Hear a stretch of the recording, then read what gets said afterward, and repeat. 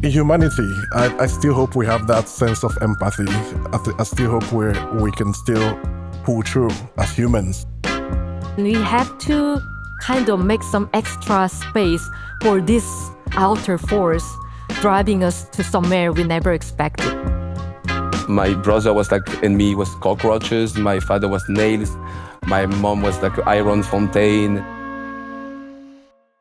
I'd love to start at the beginning and maybe starting with Ayoung, hear about your origin story and how you came to this career as an artist. Well, for some people, being an artist means that very spontaneously they become. But, well, I tried so hard to become an artist. I studied communication design back in my country, South Korea. In the late 90s, early 2000, I don't want to reveal my age, but yeah, I'm not that young, and worked as a motion graphic designer for many, many years. And only later I realized that I need some self-motivated project, more long-term project that I can put some meaning to talk about world and contemporary conditions. And then I went to the UK to study further contemporary photography, semiotics, and then later fine art. So it took a while to become an artist. And to be called an artist meant so much for me. So I achieved it. You achieved it and you chose it. And I'd love to hear from Pol, who also, I think, had a very intentional path towards the arts. Yeah, I think it started quite early. I started to draw like quite early, and at some point I discovered, I think myself, like my passion inside art with ceramics first. I think it was more towards the object and the idea of creating with my hands. That was the thing that led me after to painting. And I met an artist that kind of gave me the sensation of what could be the artist's life in a very stereotypical way, and having a studio and spending just time inside and experimenting. That was the moment I feel I was in the right way. And Emeka, your path?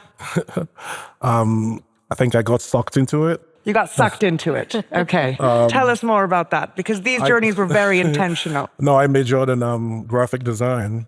And Have you met my friend Ayoung Kim? Yeah.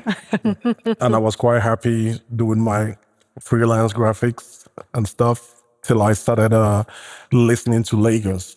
So I think basically I was just recording and listening on my own, but it drew the attention of curators, especially BC Silver, who thought I was a sound artist. But I was like, listen, I'm just listening to sounds of the city. But she thought it was a good direction, a Nigerian artist working with sound, and kind of referred me to be part of a colloquium in Cape Town, where there were other curators. And when I presented my work, they thought it was a different kind of context to explore Lagos. And I started getting the exhibition offers. So practically, I didn't know what I was doing at the beginning. It was just sort of cool to work with the sound of Lagos. But that sort of like set off the path. And like they say, the rest is history. I'd love to explore with you a little later what sound can offer, which ceramics or painting can't. But you mentioned Lagos as a city that has had such an influence on you. And I'd love to ask Ayoung or Pol if there's a particular city that has also had a big impression on your journey. Yeah, I think Salvador de Bahia in Brazil. One of the strangest places also I visited. It was my first time also in Brazil, and I didn't know how to speak Portuguese as well. I was kind of lost also in the city, but so my mom is from Caraïbes also, and I was going there a lot in Guadeloupe. And the moment I went to Salvador, it was like kind of feeling this bigger. That experience was way bigger, and I could dig inside my own research like completely in isolation. And if I'm not mistaken, was your mother also an inspiration, a painter who had you in her studio or at her knee? Can you tell us about that? Yeah, she was painting when I was a child. She was painting at home, but in a very naive way. I feel I don't think she wanted to be that much to be an artist, but she felt the need of painting. So she was sculpting as well, but with papier mâché. She was painting in front of the TV, and I was watching TV at the same time. So I kind of like got nourished with both of it, with TV and painting, running all the time at home. I love that. I was speaking backstage to Payal Kapadia, who's here as one of the next prize winners, and she was telling me that she too was in an environment with her wonderful mother, Nalini Malani, whose work is represented here at the Venice Biennale. So what I wanted to ask Ayoung about was whether there's also a city, something that has really Sure. been a breakthrough for you or been very impactful to how you've bridged out to such a universal language. Since I was born and raised in Seoul, South Korea, it was only 26. I was only 26 when I left my country, and I experienced, well, many European cities, drifted around between residencies to residencies. And, my work really respond to the environment where I'm residing in. Since I came back to my country in 2018, for the first time, I go deeper in what it means in living in the city like Seoul. It's a mega city and the speed is crazy. And well, since I moved back in my country, all of my practice is really responding to this velocity and techno-precarity, how technology drives a single person into a precarious entity. Yeah, I think Seoul is still very interesting space for me. We'll touch on Enmo and Storm, these characters later who really drive your work quite literally and figuratively. But I also wanted to ask, what is the tool in your toolkit that you come to most often, and what have you chosen to abandon? I would say the biggest tool is really my body in terms of how I use it as an interface to experience. My practice have shifted from just working with sound to into incorporating other senses. For example, I do a lot of work with the gustatory in my migratory work and also the olfactory, realizing how smell and how taste influences a big topic like migration. So yes, I will say in my toolkit, my body is really the biggest tool, the interface that I use to experience and use to create works. And Ayoung, seemingly your tools are much more digital as we stand on the edge of AGI ahead of us. What are you using and what are you excited about and what perhaps scares you? Since I work across so many different media, like I do a lot of live action shooting with actors on locations. Physicality is quite still important, captured on lens-based media. And I use a lot of post-lens-based media, for instance, CGI animation, game engine simulation, and generative AI animations as well.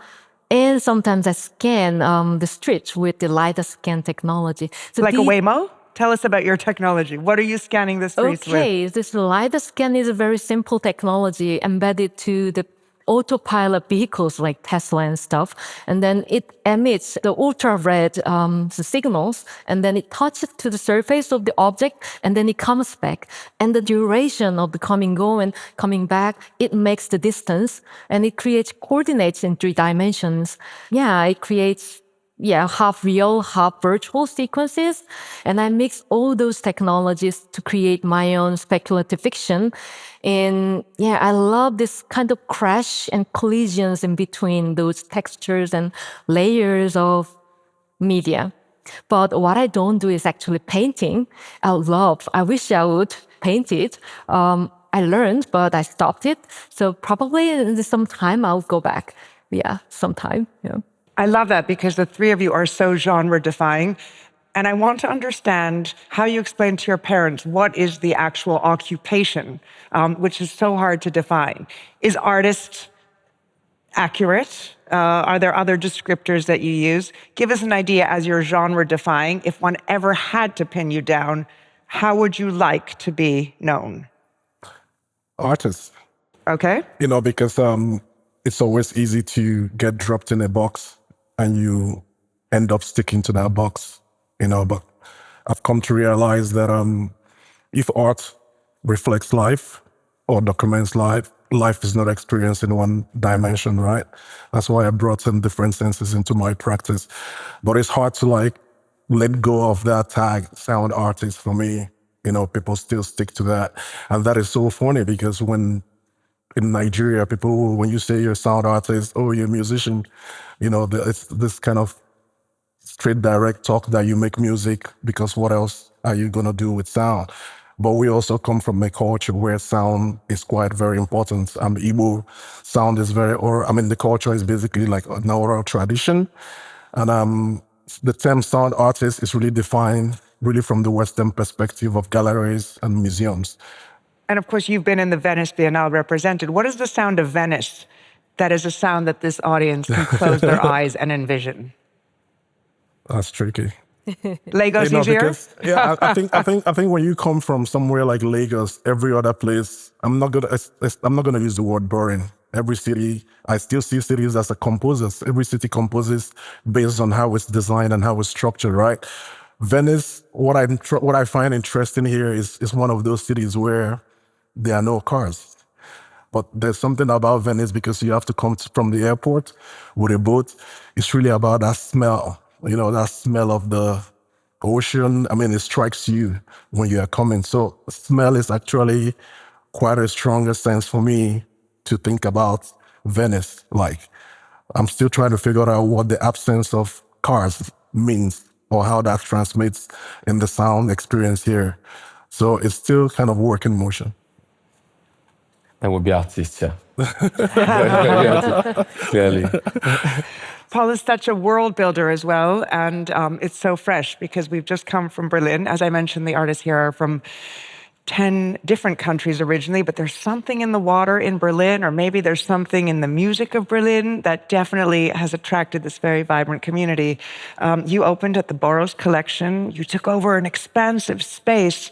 And I'd love to ask you about that kind of world building, filling rooms. Can you help us understand what it is when you take over a Schinkel Pavilion or Boros? Yeah.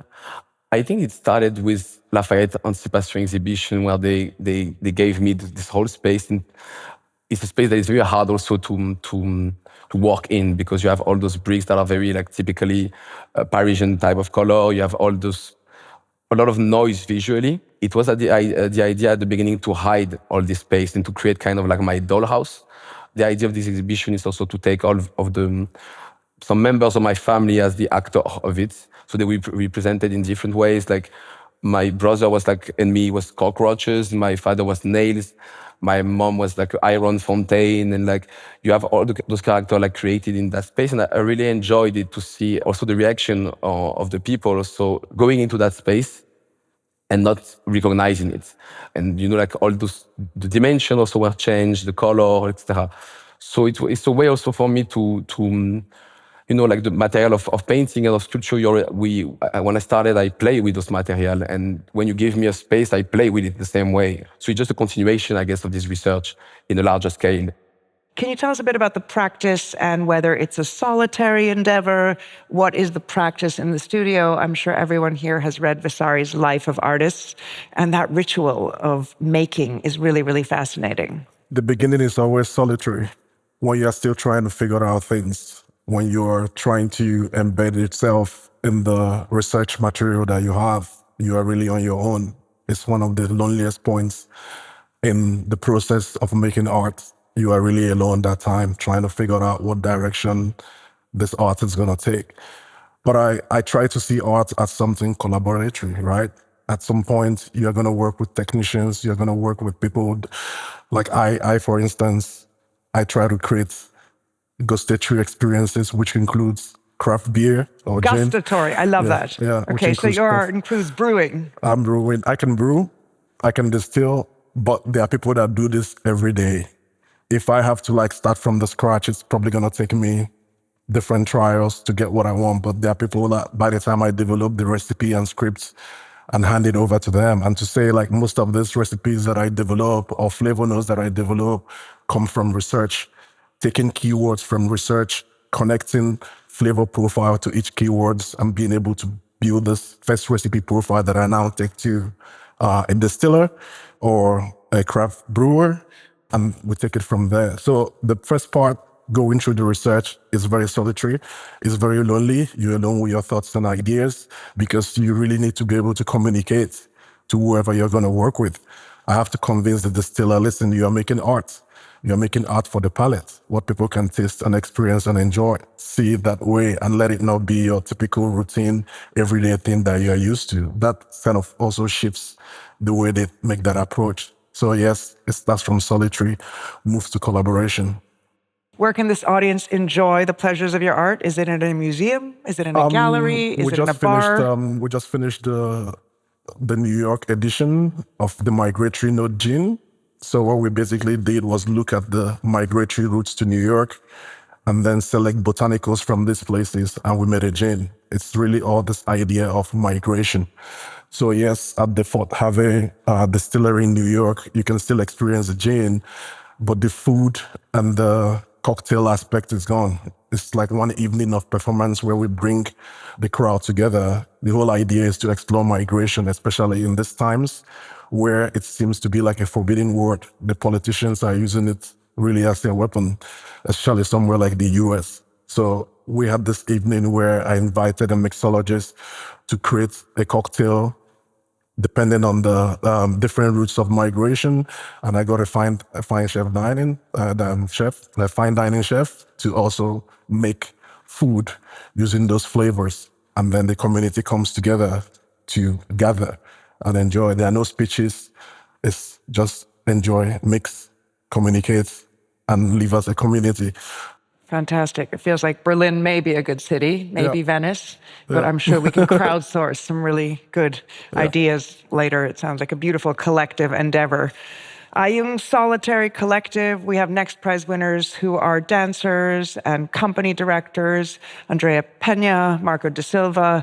Your work is, again, somewhere in those liminal spaces between performative and art. Can you share with us how you work together with your collaborators? Well, if I have some specific issue that I want to delve into, then I really try to find the right person to interview several times. For instance, for my delivery dance series, for this delivery person, especially female delivery drivers, I met a person who is a very skilled woman, and I followed her to her delivery work, and then she kindly brought me on the streets, giving me a backseat of her motorbike. And let's chat for a moment, because your delivery dancer codex was the most extraordinary and epic takeover of MoMA PS1, and I think it was the biggest installation of such scale, which for an artist of such youth is really an extraordinary endeavor. Can you just explain what the delivery drivers do and these characters that keep coming back into your work that seem so otherworldly and yet omnipresent across your exhibitions? So the series that I started from 2022 is called Delivery Dancer, and it has many different iterations from single channel video to multi-channel videos and game simulation and motion capture performance that we had last year in New York as part of Performa Biennale.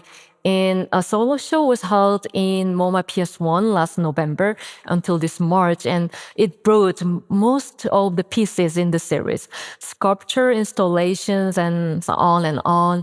In the center figure, there are two female delivery drivers. They're set in the fictitious Seoul or some cyberpunk city called Novaria, and what they do is they try so hard to meet the shortest distance and shortest time condition governed by the algorithmic control by the delivery platform. It's not obvious what they are delivering, actually. It's not rebuilt yet forever. And what I wanted to touch upon was this, how technology changed our bodily sensation, the perception of reality and perception of time, how sometimes, not always, the technological aspects put us into anxiety, and we have to optimize our time and body conditions. So it was part romance between two identical women, different versions of themselves. They, destined to fall in love to each other, but also they have to get over the time dilation issues. And it's a fiction, cyberpunk, speculative fiction. It's a beautiful work in which you capture our reliance and anxiety around technology so aptly. I just finished Ben Lerner's transcription, and in it, he goes to interview his favorite 90-year-old artist and his phone breaks and he is not recording, and you really feel this extraordinary angst as the object that we rely so much upon fails us, and yet it's so far outside of our body. Speaking of shows, we are here at the Venice Biennale, the 61st edition, and some of you have an experience with that. What is that like, Emeka? What does it mean for an artist to be in a Biennale? And what is coming up next for you in terms of what you're excited about? Biennales are not just an exhibition platform. When it comes to positioning and visibility on the global scene, it's quite important for artists. So I don't see it just like an exhibition. Imagine like the whole world prepares every 2 years to descend in Venice. It's of course life-changing. People see your work, they want to show it elsewhere, it moves around, but then it also comes with its pressure. A lot of people will run into debt to make works for biennales, and there's never any guarantee of what the outcome would be. For me, it's always worked out. Sao Paulo 2025, you mentioned Brazil as an inspiration. Sao Paulo, did that work out the way you wanted it to? 100%. I mean, it was a piece where I moved beyond just like, I tried to bring in all the senses. So it was a piece that looked at deforestation, man's relationship with environment. So we built these loudspeakers that were embedded in cut tree trunks that were also burnt. It was installed in 12-channel voices of women singing. It was the earth's lament. And I come from a culture where the earth, Allah, is the feminine energy. It's a woman. So for me, it was important to have that voice there, a women's voice there, not men. But we moved just beyond installing sound. When you come into that space, there's smoke in the air. I wanted to create that experience that you get from deforestation or destruction of the earth, that is not just limited to writing the lyrics that this woman performed by taking keywords from research on environmental degradation, but we moved that beyond just sound by including smell. So you walk into the space, there's the smell of the burning forest, there's smoke in the air, there's this harsh red light. It's something you don't forget. The best part of that is when you leave, the smell stays on your body as a constant reminder of what we're doing to the earth. So this piece now will come to Berlin in September. It's been moving around in Brazil. So it worked out in that sense, being able to push certain boundaries on how you create experiences. It worked out for me as an artist. So for me, it was a big success. Yeah. Ayoung, what's next? Well, I may need to talk about this one a bit. It's not really about biennials. Well, I participated in Venice Biennial back in 2015. It was a great, great experience. I was still very young and didn't have this big exposure, and it kind of changed my mentality, what art can be and art exhibition can be. And I learned a lot. It made me to grow mature. And also, there are really a bright side and dark side of biennials. Every event has got this double-sided one. But I would like to talk a little bit about this one. I'm recently thinking a lot about artist autonomy. Well, artists is being considered the most autonomous being and occupation. We can do whatever we want, research and accomplishment as artwork exhibition. But then again, I sometimes think that, well, artists are always kind of in a selection by curators or by biennials or exhibitions, and somehow our life cannot go as we planned.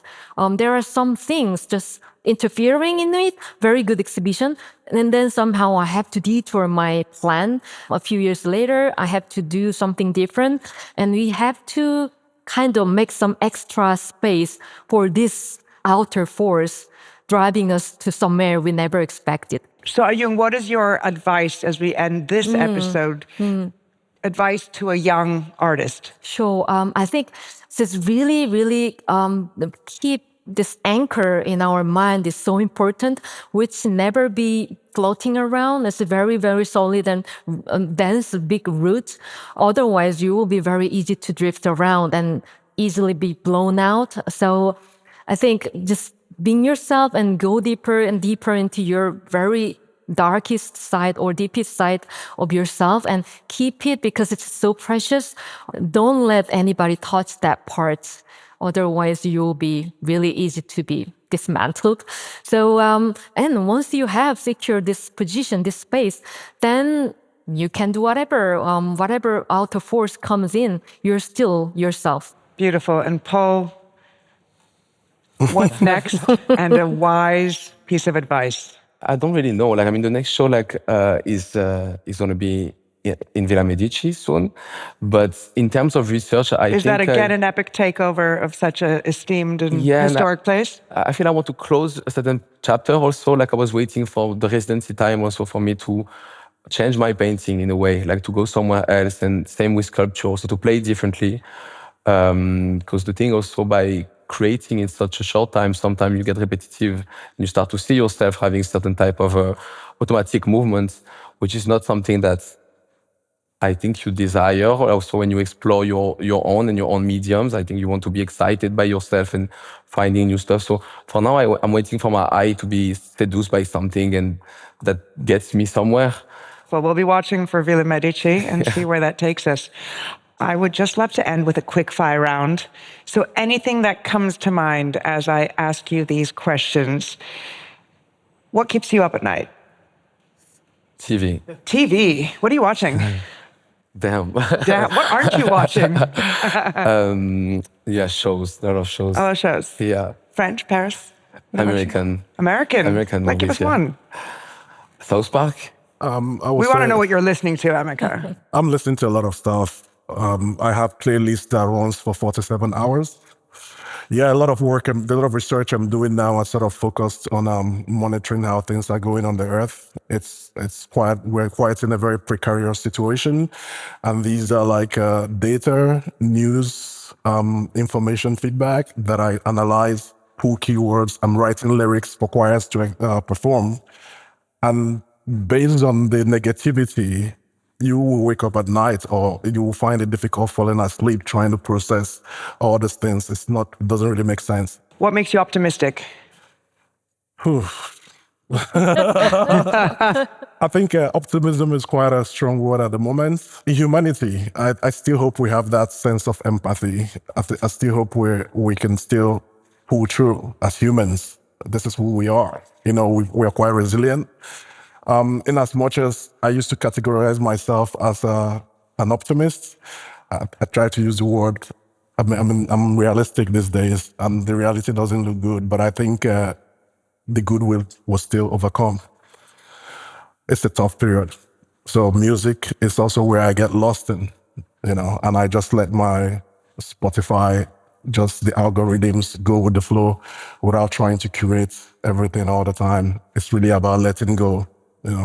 There was a beautiful quote. The late curator who dreamed this Biennale, of course, Koyo Kowo, said that in these times we must improvise like jazzmen to the movements of our times. So I will end with Ayoung and find out either what keeps her up at night, what gets her up in the morning, or what skill you wish you had. Oh my God. Well, the first question, it's a boring answer, and these days, online meetings, endless online meetings. Endless online meetings. From different continents. I have to rotate the continents, video calls. I think that's it. Yeah. That's it. Fantastic. Well, thank you. It has been a pleasure and a privilege to have you here with us today. Thank you. Pol, Ayoung, and Emeka, thank you. Thank you. Thank you.